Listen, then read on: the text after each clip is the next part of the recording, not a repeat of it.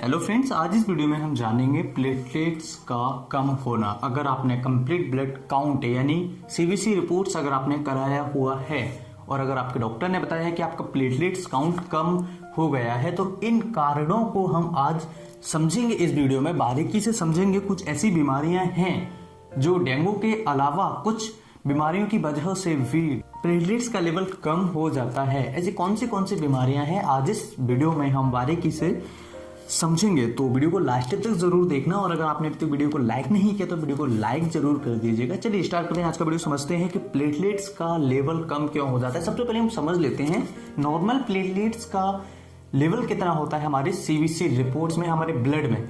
जब भी हम सीबीसी रिपोर्ट्स कराते हैं तो इस टेस्ट में हमें प्लेटलेट्स काउंट का पता लगता है, और इसका लेवल जो होता है वो 1.5 लाख से 4 लाख पर क्यूबिक एमएम होना चाहिए। ये बच्चे की रिपोर्ट्स है। एक्चुअली इस बच्चे की रिपोर्ट्स में बच्चों में एज के अकॉर्डिंग भी कुछ प्लेटलेट्स का नॉर्मल वैल्यू होता है, लेकिन एडल्ट्स की अगर हम बात करें तो 1.5 लाख से 4 लाख पर क्यूबिक एमएम नॉर्मल वैल्यू होती है। और अब हम समझ लेते हैं कि ऐसी कौन सी बीमारियां हैं जिनमें प्लेटलेट्स का लेवल कम हो जाता है। सबसे पहले बात करेंगे डेंगू के बारे में। डेंगू एक ऐसी बीमारी है, एक ऐसा वायरल इन्फेक्शन है, एक ऐसा एक्यूट इन्फेक्शन है जिसमें प्लेटलेट्स का लेवल कम हो जाता है। लेकिन जरूरी नहीं है कि प्लेटलेट्स का काउंट डेंगू में ही कम हो, ऐसा कुछ भी जरूरी नहीं है। अदर्स वायरल इन्फेक्शन में भी प्लेटलेट्स का लेवल काउंट कम हो जाता है। For example small pox and chicken pox. Small pox को हम चेचक भी कहते हैं। ये एक ऐसा वायरल इन्फेक्शन है जो वेरियोला वायरस की वजह से होता है, और इस इन्फेक्शन में प्लेटलेट्स का काउंट कम देखने को मिल सकता है। इसके अलावा चिकन पॉक्स, जैसे हम छोटी माता के नाम से जानते हैं, छोटी माता जिसे हम कहते हैं, इसे हम इंग्लिश में बोलते हैं चिकन पॉक्स।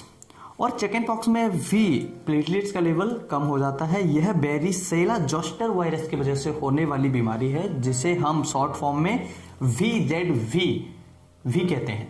ओके, इसके अलावा कुछ और बीमारियां हैं जैसे स्कारलेट फीवर। स्कारलेट फीवर एक ऐसी बीमारी है, एक ऐसा फीवर है जिसमें पेशेंट को फीवर आता है और उसके स्किन पर लाल लाल दाने उभर आते हैं। पेशेंट को सॉर थ्रोट होता है, स्ट्रेप थ्रोट होता है, और ये एक बैक्टीरिया की वजह से होने वाली बीमारी है। बैक्टीरिया की वजह से जब ये बीमारी होती है तो ऐसी कंडीशन में भी प्लेटलेट्स का लेवल काउंट कम हो जाता है। इसके बाद होता है टाइफॉइड। टाइफॉइड में भी प्लेटलेट्स का काउंट कम हो जाता है। परप्यूरा क्या होता है? परप्यूरा में भी छोटे छोटे दाने पेशेंट के स्किन पर, त्वचा पर दिखने लगते हैं। लाल लाल दाने उसको दिखने को मिलते हैं जब हमारी ब्लड वेसल्स, छोटी छोटी ब्लड वेसल्स जब रप्चर होती हैं या वहां से ब्लड निकलना स्टार्ट होता है, तो छोटे छोटे दाने वहां पर स्किन पर हमें देखने को मिलते हैं। इसकी वजह से भी प्लेटलेट का काउंट कम हो सकता है।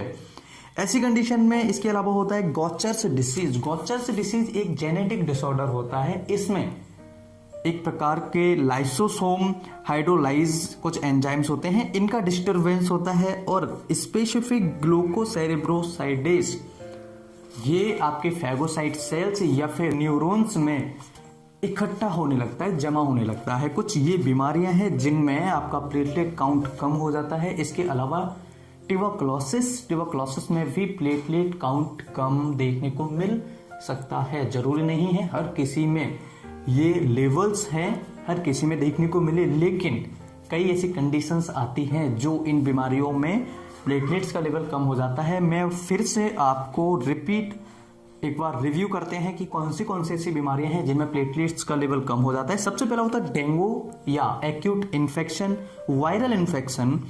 एक्यूट ल्यूकेमिया यानी एक टाइप का ब्लड कैंसर है। इसमें क्या होता है, आपकी ब्लड सेल्स जो होती है इमेच्योर, ब्लड बोन मैरो से इमेच्योर सेल्स का प्रोडक्शन होने लगता है। इसके अलावा small pox, chicken pox, scarlet fever, purpura, typhoid, tuberculosis और गॉचर्स डिसीज, इन सारी बीमारियों में प्लेटलेट्स का लेवल कम देखने को मिल सकता है। सो आई होप फ्रेंड्स ये वीडियो आपके लिए बहुत ज़्यादा महत्वपूर्ण, बहुत ज़्यादा हेल्पफुल होगा।